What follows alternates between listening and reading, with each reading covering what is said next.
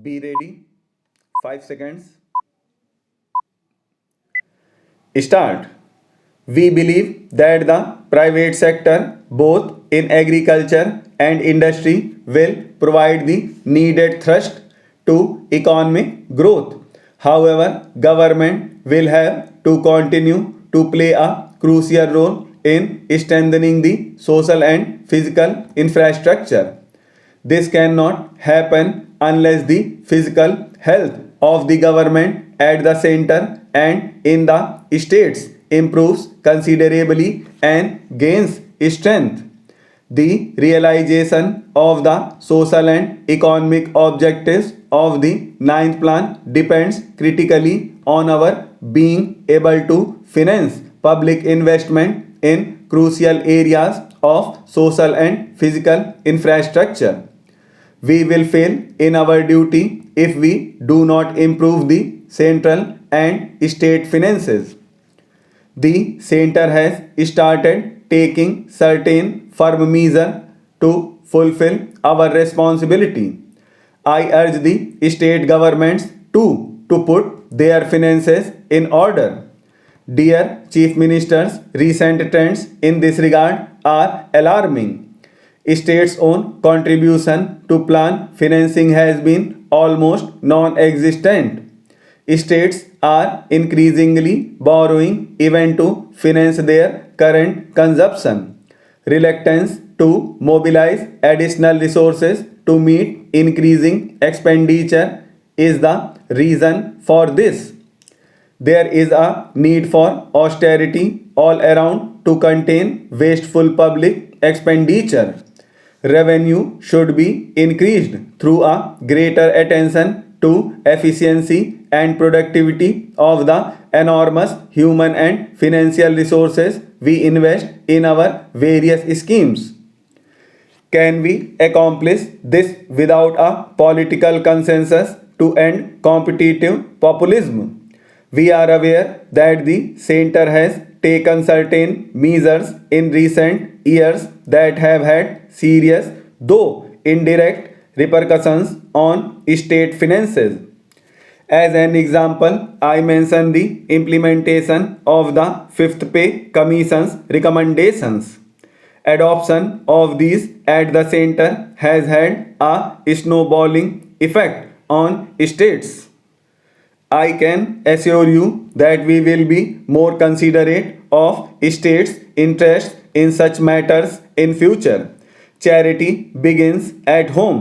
I would say the same about cutting the central government's expenditure. I urge all central ministries to enforce expenditure management rigorously.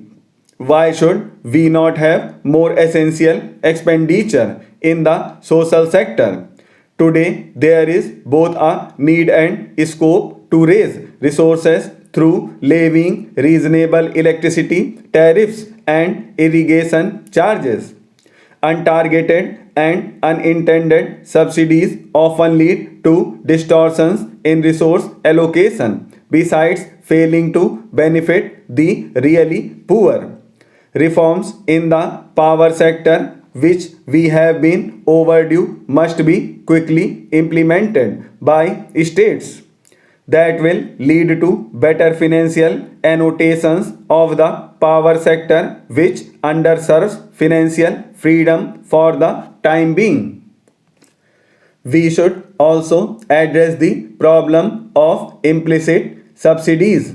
For instance, take the subsidies for higher education. It is not paradoxical that even rich students pay college fees that in some states are less than what they spend on cold drinks. No government can afford to provide costly services free of cost universally. They must levy reasonable user charges wherever possible, particularly for non merit goods and services. What is required is a change in the mindset in the fixed inherited nations about subsidized public services.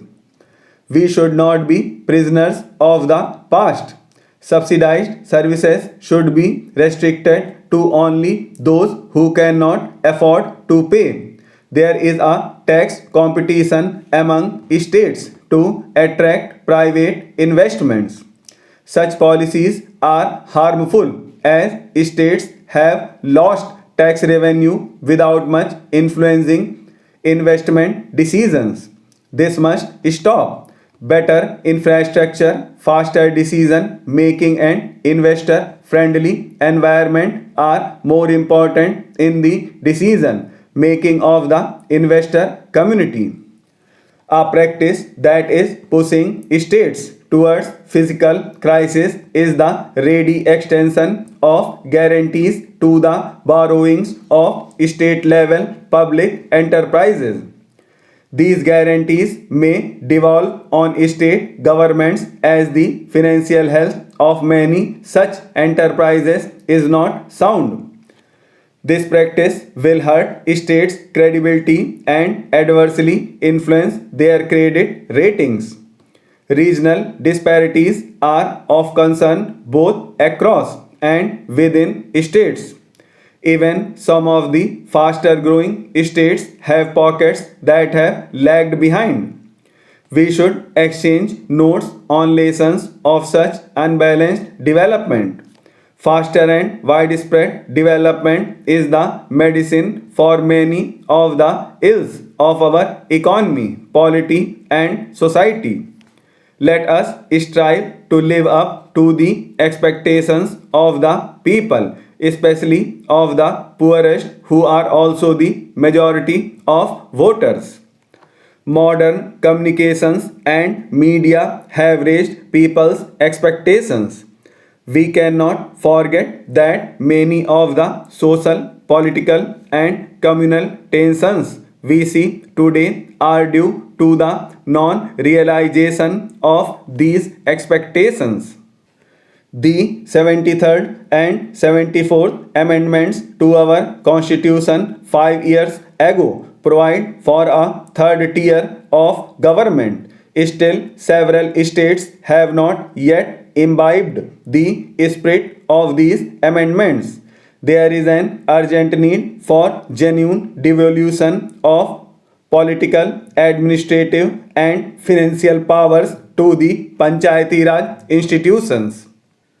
If democracy works at the national and state level, it will surely work at the village level also. Rather, democracy at the national and state levels will only be enriched by extending it to the grassroots. All of us cherish peaceful and orderly progress. Good governance is essential for this. The rule of law is a prerequisite for good governance.